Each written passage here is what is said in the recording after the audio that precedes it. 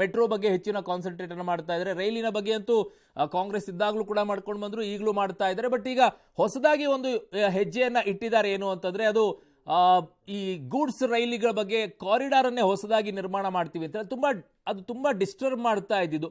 Normal ಟ್ರೈನ್ಗಳು ಹೋಗುವಂತ ಸಂದರ್ಭದಲ್ಲಿ goods ರೈಲ್ಗಳು ಬರುವಂತ ಸಂದರ್ಭದಲ್ಲಿ ಅದು ಟೈಮಿಂಗ್ ವ್ಯತ್ಯಾಸಗಳಾಗ್ತಾ ಇತ್ತು, ಅಲ್ಲಲ್ಲ ನಿಲ್ಲುವಂಥ ಪರಿಸ್ಥಿತಿಗಳು ಬರ್ತಾ ಇತ್ತು. ಅದಕ್ಕೆ ಸಪರೇಟ್ ಆಗಿನೇ ಕಾರಿಡಾರ್ ಅನ್ನ ನಿರ್ಮಾಣ ಮಾಡ್ತೀವಿ ಅಂತ ಹೇಳ್ತಾ ಇದ್ದಾರೆ. ಗೊತ್ತಿಲ್ಲ ಹೇಗೆ ಯಾವ ರೀತಿಯಾಗಿ ಅಂತ ಹೇಳಿ. 3 ರೈಲು ಕಾರಿಡಾರ್ಗಳನ್ನ ಮಾಡ್ತಾರಂತೆ.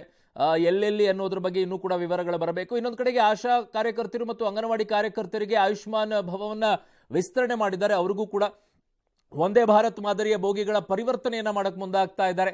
ಮೆಟ್ರೋ ರೈಲುಗಳ ಯೋಜನೆಯನ್ನ ವಿಸ್ತರಣೆ ಮಾಡ್ತಾ ಇದ್ದಾರೆ. ಸಣ್ಣ ಪುಟ್ಟ ನಗರಗಳಿಗೂ ಕೂಡ ಮೆಟ್ರೋನ ಕೊಡ್ತೀವಿ ಅಂತ ಹೇಳ್ತಾ ಇದ್ದಾರೆ. ಸೊ ಇವು ಹೊಸದಾಗಿ ತಂದಿಡ್ತಾ ಇದ್ದಾರೆ. ಈಗಾಗಲೇ ಕಳೆದ ವರ್ಷ ಏನು ಮಾಡಿದೀವಿ ಅನ್ನೋದನ್ನ ಕೂಡ ಹೇಳ್ಕೊಂಡು ಬಂದಿದ್ರು. PM ಕಿಸಾನ್ ಯೋಜನೆ ವಿಚಾರದಲ್ಲಿ ಯಾವುಗಳನ್ನೆಲ್ಲ ತಂದಿಟ್ಟಿದ್ರು ಅವುಗಳನ್ನೆಲ್ಲ ಹೇಳ್ತಾ ಬಂದಿದ್ರು, ಮುಂದೆ ಏನು ಮಾಡಿದೀವಿ ಅಂತ ಹೇಳಿ. ಆಮೇಲೆ ರಾಮ ಮಂದಿರ ಕಟ್ಟುವಂತ ವಿಚಾರದಲ್ಲಿ ಬಹಳ ಕೇಳ್ತಾ ಇದ್ರು, ಇದ್ರ ಬದಲಿ ಕಾಲೇಜನ್ನ ಕಟ್ಬೋದಾಗಿತ್ತಲ್ಲ, ವಿಶ್ವವಿದ್ಯಾಲಯ ಕಟ್ಬೋದಾಗಿತ್ತಲ್ಲ ಅಂತ. ಅದಕ್ಕೂ ಬಜೆಟ್ನಲ್ಲೇ ಉತ್ತರ ಕೊಟ್ಟಂಗೆ ಕಾಣಿಸ್ತಾ ಇತ್ತವರು. 7 IIT, 16 IIIT ಜೊತೆಗೆ 7 IIM, 3000 ITI, 17 ಏಮ್ಸ್, 390 ವಿಶ್ವವಿದ್ಯಾಲಯ ಸ್ಥಾಪನೆಯನ್ನ ಮಾಡಿರುವಂಥದ್ದನ್ನ ನಂಬರ್ಸ್ ವೈಸ್ ಕೊಡ್ತಾ ಹೋಗ್ತಾ ಇದ್ರು. ಅದು ಮೋಸ್ಟ್ಲಿ ಅದಕ್ಕೆ ಉತ್ತರ ಅಂತ ಕಾಣಿಸುತ್ತೆ ಬಜೆಟ್ ಮೂಲಕವಾಗಿ. ಅದು ಹಲವು ರೀತಿಯಾಗಿ ಚರ್ಚೆಯನ್ನ ಮಾಡ್ತಿದ್ದಾರೆ. ಅಷ್ಟೊಂದು ಯಾಕೆ ದುಡ್ಡು ಹಾಕಬೇಕು ಮಂದಿರಕ್ಕೆ ಅಂತ ಹೇಳಿ, ಅದಕ್ಕೆ ಅಲ್ಲಿ ಉತ್ತರ ಕೊಟ್ಟಂಗೆ ಕಾಣಿಸ್ತಾ ಇದ್ದಿದ್ದು. ಇನ್ನು ಇದರ ಮುಂದುವರೆದ ಭಾಗದಲ್ಲಿ ಹೋಗೋದಾದ್ರೆ ನಿಮಗೆ ಬೀದಿ ಬದಿ ವ್ಯಾಪಾರಿಗಳ ವಿಚಾರದಲ್ಲಿ ಅವ್ರು ಹೇಳ್ತಾ ಇದ್ರು, ಸ್ವನಿಧಿ ಸಹಾಯವನ್ನು ಅವ್ರು ಕೊಟ್ಟಿದ್ದೀವಿ 78 ಲಕ್ಷ ಅಂತ ಹೇಳಿ.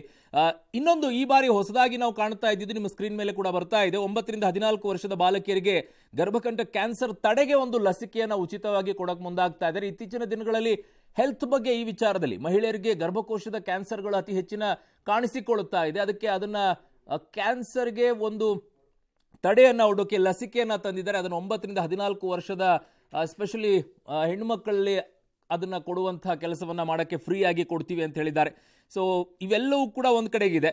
ಮೀನುಗಾರಿಕೆಗೆ ಸ್ಪೆಷಲಿ ಈ ಬಾರಿ ಮೀನುಗಾರಿಕೆಗೆ ಪ್ರತ್ಯೇಕ ಸಚಿವಾಲಯವನ್ನ ಮಾಡಕ್ ಮುಂದಾಗಿದ್ದಾರೆ. ಇದನ್ನ ಬಹು ವರ್ಷಗಳ ಬೇಡಿಕೆ ಇತ್ತು, ಇದಕ್ಕೆ ಸಪರೇಟ್ ಆಗಿರುವಂತಹ ಸಚಿವಾಲಯ ಬೇಕು, ಅದರ ಬಗ್ಗೆ ಹೆಚ್ಚಿನ ರೀತಿಯಾಗಿ ಒತ್ತು ಕೊಡ್ತಾ ಇಲ್ಲ. ದಯವಿಟ್ಟು ಅದನ್ನ ಮಾಡಿ ಅಂತ ಹೇಳಿ. ಕಾರಣ ಅದು ಕೂಡ ದೊಡ್ಡ ಸೆಕ್ಟರ್ ನಮ್ಮ ದೇಶದಲ್ಲಿ. ಕಾರಣ ಅಲ್ಲಿಂದ ಹೆಚ್ಚಿನ ರೀತಿಯಾದಂತಹ ರೆವಿನ್ಯೂ ಆದಾಯವನ್ನು ಗಳಿಸ್ಕೊಳ್ಬೇಕಾದಂತ ಸೆಕ್ಟರ್ ಇದೆ. ಅದಕ್ಕೆ ಬೇಕಾಗಿರುವಂತಹ ಇನ್ಫ್ರಾಸ್ಟ್ರಕ್ಚರ್ಗಳನ್ನ ಇನ್ನೂ ಹೆಚ್ಚಿನ ರೀತಿಯಲ್ಲಿ ಕೊಡಬೇಕಾಗಿದೆ. ಸರ್ಕಾರ ಗಮನಗಳು ಹರಿಸಬೇಕಾಗಿತ್ತು. ಅದನ್ನ ಹಲವು ವರ್ಷಗಳಿಂದಲೂ ಕೂಡ ಬೇಡಿಕೆಗಳನ್ನ ಇಡ್ತಾ ಬಂದಿದ್ರು. ಫೈನಲಿ ಈಗ ಈ ವಿಚಾರದಲ್ಲಿ ಒಂದು ಹೆಜ್ಜೆಯನ್ನ ಇಟ್ಟಿದ್ದಾರೆ. ಮೀನುಗಾರಿಕೆಗೆ ಪ್ರತ್ಯೇಕವಾಗಿರುವಂತಹ ಒಂದು ಸಚಿವಾಲಯವನ್ನ ಕೊಡೋಕೆ ಮುಂದಾಗಿದ್ದಾರೆ. ರಾಜ್ಯಗಳ ಮಟ್ಟದಲ್ಲಿ ಅವುಗಳಿಗೆ ಸಂಬಂಧಪಟ್ಟಂತೆ ಎಲ್ಲವೂ ಕೂಡ ಇದಾವೆ. ರಾಜ್ಯಗಳಿಗೆ ಮೀನುಗಾರಿಕೆ ಸಚಿವರು ಇದ್ದಾರೆ ನಮ್ಮ ಹತ್ರ. ಬಟ್ ದೇಶದಲ್ಲೂ ಕೂಡ ಒಂದು ಕೇಂದ್ರ ಸರ್ಕಾರ ಇಂಥ ಒತ್ತುಗಳನ್ನ ಕೊಡಬೇಕಾಗತ್ತೆ. ಅವುಗಳನ್ನ ಒತ್ತು ಕೊಡೋದ್ರಲ್ಲಿ ಫೈನಲಿ ಒಂದಿಷ್ಟು ಗಮನ ಸೆಳೆಕೊಂಡಿದ್ದಾರೆ.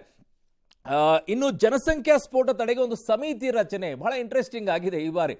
ಇದು ಬಹಳ ಕೇಂದ್ರೀಕೃತ ಆಗ್ತಾ ಇತ್ತು. ಈ ಸರ್ಕಾರದ ಬಗ್ಗೆ ತುಂಬಾ ಜನ ಕೇಳ್ತಾ ಇದ್ರು. ಇದಕ್ಕೊಂದು ತೊಗೊಂಬರ್ತಾರೆ. ಉತ್ತರ ಪ್ರದೇಶದಲ್ಲಿ 2 ಮಕ್ಕಳಾದ್ಮೇಲೆ 3ನೇ ಮಗುವಿಗೆ ಯಾವುದೇ ರೀತಿಯಾಗಿ ಸರ್ಕಾರದ ಸೌಲಭ್ಯಗಳು ಸಿಗೋದಿಲ್ಲ ಅನ್ನುವಂಥದ್ದನ್ನ ಇಟ್ಟಿದ್ರು. ಬಟ್ ಈ ಬಾರಿ ಅದಕ್ಕೆ ಕೇಂದ್ರ ಸರ್ಕಾರವೇ ಒಂದು ಹೆಜ್ಜೆ ಇಟ್ಟಂಗೆ ಕಾಣಿಸ್ತಾ ಇದೆ. ಒಂದು ಸಮಿತಿ ರಚನೆಗೆ ಮುಂದಾಗ್ತಾ ಇದ್ದಾರೆ. ಈ ಸಮಿತಿ ರಚನೆಯನ್ನ ಮಾಡಿರೋ ಉದ್ದೇಶ ಏನು? ಹಾಗಿದ್ದಾಗ ಮಕ್ಕಳ ವಿಚಾರದಲ್ಲಿ ಇನ್ನು ಲಿಮಿಟೇಷನ್ ಬರುತ್ತಾ? ಅದು ಮುಂದಿನ ಚುನಾವಣೆ ಅಷ್ಟೊತ್ತಿಗೆ ತಂದಿಡ್ತಾರಾ? ಗೊತ್ತಿಲ್ಲ. ಅದರ ಸಣ್ಣ ಸುಳಿವು ಕೊಟ್ಟಂಗೆ ಕಾಣಿಸ್ತಾ ಇದೆ. ಜನಸಂಖ್ಯಾ ಸ್ಫೋಟ ತಡೆಗೆ ಸಮಿತಿಯ ರಚನೆಯನ್ನ ಮಾಡಿರೋದು ಬಹಳ ಇಂಟ್ರೆಸ್ಟಿಂಗ್ ಆಗಿದೆ. ಇನ್ನು ನೇರ ತೆರಿಗೆ ಸಂಗ್ರಹದಲ್ಲೂ ಕೂಡ ಏರಿಕೆ ಆಗೋದನ್ನೆಲ್ಲ ಹೇಳಿದ್ದಾರೆ.